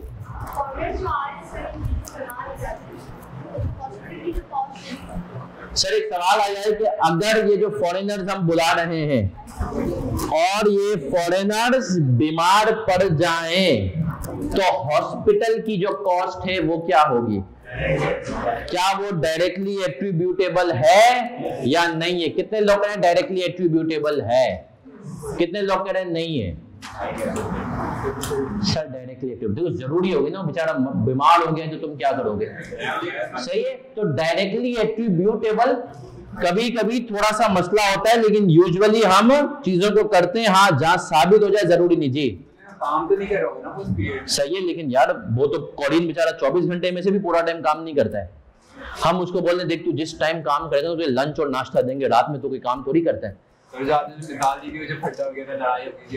तो हमने ना डैमेज हो गई ना कि नेग्लिजेंस की वजह से होगा। हमने कहा कोरियन बीमारी तो एक इंसान को आ सकती है ना, हम ये थोड़ी बोल सकते हैं कि यार तू तुझे समझ रहा है हमेशा यहाँ पे अगर आपको एक्सीडेंट करवा दे पहले दिन या पूरा फ्रैक्चर, तो यार देख कोरियन है, पाकिस्तानी नहीं है कि आते ही पहले दिन एक्सीडेंट करवा दे और पहले काम भी कर सकता, समझा? तो सर क्विकली रिवाइज करते हैं अब तक जो हमने पढ़ा। अब तक हमने क्या पढ़ा है जल्दी बताओ सर। अब तक हमने पढ़ा है IS 16 के अंदर हमने पढ़ा कि सर इसके स्कोप में सिर्फ हर तरह की पीपी ट्रांजैक्शन आएगी। फिर हमने कहा सर इसकी डेफिनेशन की बात करते हैं तो पीपी क्या होता है, जो कितने पर्पस इसके लिए यूज होते हैं? 4। पहला पर्पस प्रोडक्शन, दूसरा हमने कहा दूसरा supply of goods and services, जिसमें से तीसरा एडमिनिस्ट्रेशन, ऑफिस में यूज हो रहा है, हेड ऑफिस में। चौथा रेंटल टू अदर्स, हमने कहा जो इन 4 पर्पसेस में जो है एसेट यूज होगा उसी को पीपी कहेंगे। पेंटिंग इसमें। फिर जब हमने कहा पीपी को हमने डेफिनेशन समझ ली तो हमने कहा उसकी आएंगे इनिशियल रिकॉग्निशन। इनिशियल मेजरमेंट का मतलब क्या होता है? पहले दिन कैसे अकाउंटिंग करोगे। तो उसने कहा पहले दिन जब अकाउंटिंग करोगे तो वो कॉस्ट पे करोगे। कॉस्ट के कितने कंपोनेंट है? 3, अभी हमने 2 पढ़े। लिस्ट प्राइस, उसमें से क्या माइनस करते हैं? Trade discount. 2 तरह के, कौन कौन सा? बार्गेन और बल्क परचेज, है ना जी। परचेज प्राइस, फिर इसमें क्या ऐड करते हैं? Non refundable. ये हम कल सारे सवालात में इंशाल्लाह इन चीजों को अप्लाई करेंगे। डायरेक्टली एट्रीब्यूटेबल मैंने उर्दू में क्या लिखा है आपको? सर वो कॉस्ट जो कि एसिड को उसकी पोजीशन और कंडीशन में लाने के लिए क्या हो? जरूरी हो। एसिड को पोजीशन और कंडीशन में लाने के लिए क्या हो? जरूरी हो। और आम हालात में हम इनकर क्या क्लियर हैं हम यहां तक? सर फिर हमने इसमें क्या क्या पढ़ा? डिफरेंट तरह की कैरेज इनवर्स, लोडिंग वगैरह, इंश्योरेंस, मॉडिफिकेशन, कमीशन, ये सब। 2 तरह की कॉस्ट हमने कहा कभी भी कैपिटलाइज नहीं होंगी। पहली ट्रेनिंग, दूसरी cost incurred due to negligence and at initial measurement. जैसे कि हमने पढ़ा कि मशीन का कोई पार्ट डैमेज हो जाए, डैमेज हो जाए, ये सब चीजें क्या हम यहां तक क्लियर है? चलिए सर, अब एक मैंने कहा ना हर क्लास में कोशिश करेंगे 5-8 मिनट उस चीज के लिए रखें जिससे इंशाल्लाह आपकी ग्रूमिंग भी हो और वैसे भी बहुत जो है इंशाल्लाह आपको फायदा हो, कोई स्टोरी होगी, कोई वाकयात हो गए। तो सर यहाँ पर मैं आपको एक वाकया सुना रहा हूँ एक ऐसे बंदे का। हैंड आउट किसको नहीं मिले भाई? यहाँ पर ये वाकया इंशाल्लाह आप लोगों के सामने जो आएगा वो एक ऐसे बंदे का है। देखो, जिंदगी में फोकस बहुत जरूरी है। मेरा एक स्टूडेंट है, तारीख बताता हूं अभी, ये बात मुझे उसने कहा कि सर आप ये बच्चों को बता दीजिएगा क्योंकि मेरे साथ जो बुरा हुआ मैं नहीं चाहता वो किसी के साथ बुरा हो। एक लड़का है और जो आपकी एज होती है ना, इसमें आप लोग अनफॉर्चुनेटली प्यार मोहब्बत के चक्रों में पढ़ के अपना टाइम जाया। वो बंदा उसको सीए में, उसका नाम नहीं लूंगा, इमेजिन करें कितना टाइम हो गया है सीए में, तकरीबन 11 साल, और आज तक उसका एफसी पास है और 2 पेपर पास हैं जो सिर्फ उसने अभी तक मुझसे पढ़े हैं, जो 2 FAR1 और FAR2 कैफ के। बाकी पढ़ सारे पेपर चुका है, पास एक भी। मैंने कहा तो छोड़ता क्यों नहीं है? बोला सर इतना टाइम लग गया अब मैं छोड़। लेकिन फिर मैंने उसकी पूरी कहानी सुनी, तो 11 साल में तूने क्या किया? तो 11 साल में भाई को कुल मिला के 3 मरतबा इश्क हुआ है और एक दफा तो उन्होंने इश्क में वो काम कर दिया, इश्क में वो काम कर दिया जो मैं कहता हूं शायद ताजमहल बनाने से बड़ा काम है। बताएं क्या किया उन्होंने? बताएं क्या कर? नस वस काटने सब छोटी बातें हो गई। बताओ आप सोचें क्या काम किया? उस शख्स ने इश्क में लड़की के बाप को मोटरसाइकिल दिला दी। सही है? अब आप सोचे, इश्क में लड़की के बाप को भी, लड़की को तो गिफ्ट दिए ही दिए, उसके बाप, लड़की ने क्या कहा कि मुझे बड़ा अफसोस होता है कि मेरे अब्बू जो है वो ऐसे ही बसों में आते जाते हैं। भाई ने कहा बस मैं होगा।